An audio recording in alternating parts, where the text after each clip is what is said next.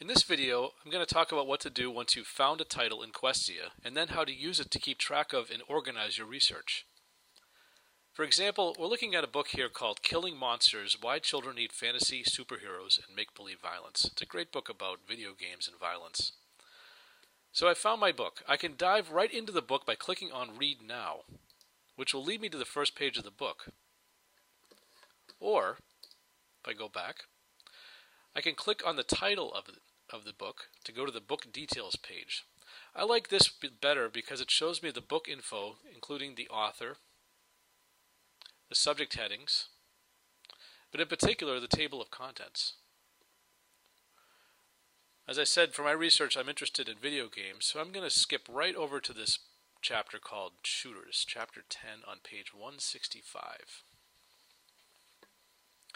And here it is, it's chapter 10. It looks like, yes, it's specifically about video games and violence. But what if I didn't know where references to video games were in the book? Here's where you could use the search within this book up here. So I'm going to type in video games and then click on the little magnifying glass here. And then over here on the right side I can see there's 74 results where video games come up in the book, and I'll also see over here that the term video games begins to be highlighted wherever it recurs in the book. And that's pretty good. 74 results is very good. So I'm going to go back and I'm going to clear this. I'm going to read my chapter. I'm going to go back to chapter 10 and I'm going to start reading. You'll notice at the bottom of the screen you can see about where we are in the book, and if I roll over this little dot I'll see exactly what page I'm on and also what chapter. The chapter will stay the same no matter what page it is, as long as it's in that chapter. Now here's a helpful trick. I'm using on my keyboard the right and left arrow buttons to go to different pages, and also the up and down arrows while I'm on the page to go up and down on the page. This can be really helpful while you're reading the book. Questia also provides a way of altering the text by size and style. If I go over to the display options, I can either toggle the size of the font or the font itself.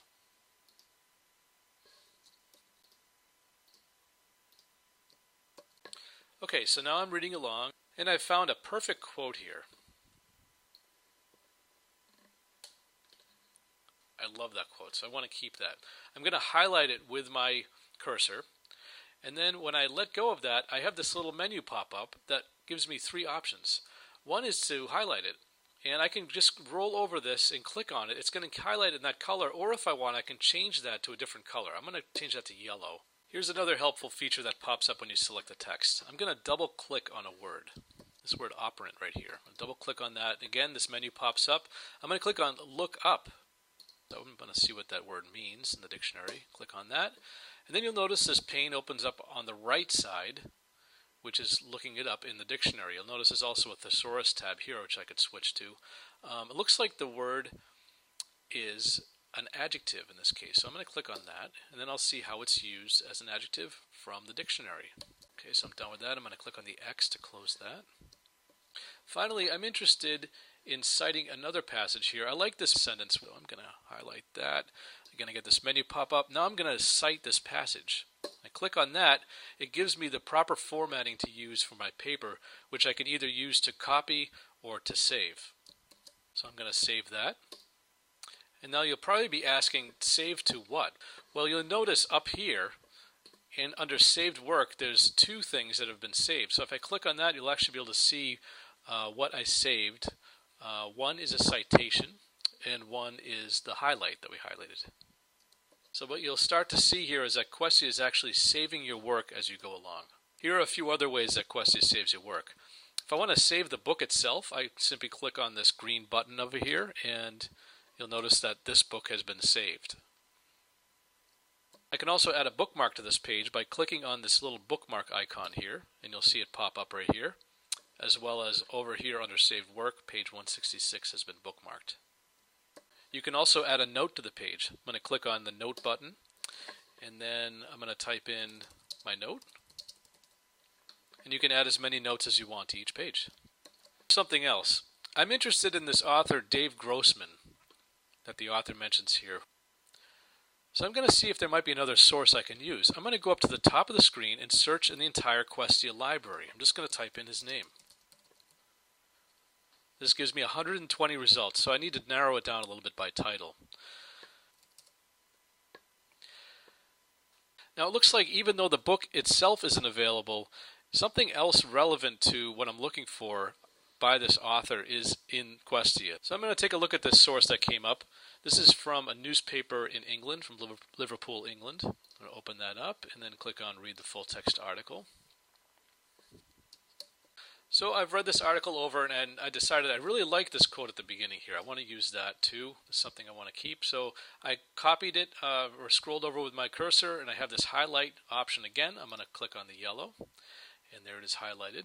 Now look over at the saved work panel. I'm going to click at this again. You'll notice that there's only one item here. It's because it's the only item in this work that I'm looking at that I've saved. So where are the rest of the things that we've saved? The answer is in the default project button up at the top.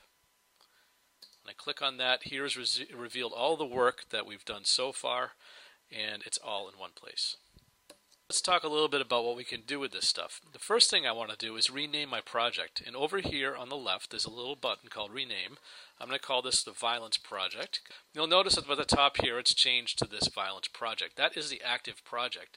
Now, you'll probably find after a while that you might have some other projects that you're working on, and they'll stay over here on the left side. Whichever one you've clicked on last is the active one. So I'm going to flip back to the Violence Project, and here are all of the items again that I've saved. So say now I'm getting down to writing my paper. I remember that there was a great quote that I copied about parents or adults condemning violence. Let's see if I can find that. I'm going to just type in condemn, and yep, here's that quote. I just searched for it up here, and it searched for all of my saved items and pulled up that one item that I saved earlier. This will come particularly in handy if you have a lot of saved items, which you probably will as you go through your research. Okay, so I'm going to clear the search by clicking here. Another way of finding something like that might be to go over and just see where are the highlights. I remember highlighting something, so these are the two highlights that I've looked at in two different sources. Okay, I'm going to go back to Show All Items. Okay, so now you've gotten to the point where you have to do the dreaded bibliography. Well, it's a little bit easier than it used to be.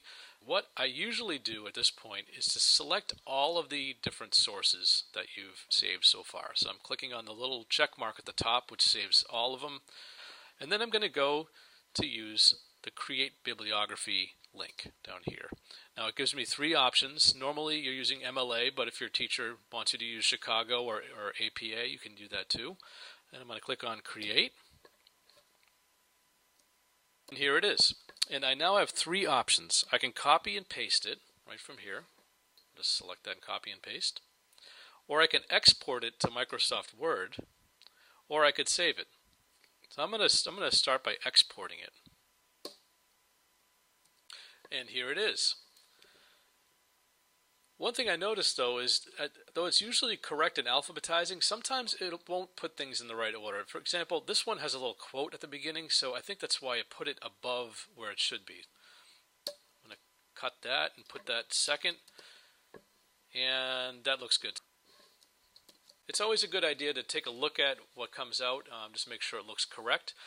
The other nice thing about starting your bibliography with Questia is it gives you a starting point to format the text that will help you as you add sources from other places, such as print books, maybe using easybib.com, articles from JSTOR, library databases, and other websites. So I'm going back to Questia.com here. I'm also going to click on Save. This is the third option from the works cited here. My bibliography was successfully saved. Okay, I'm going to close that.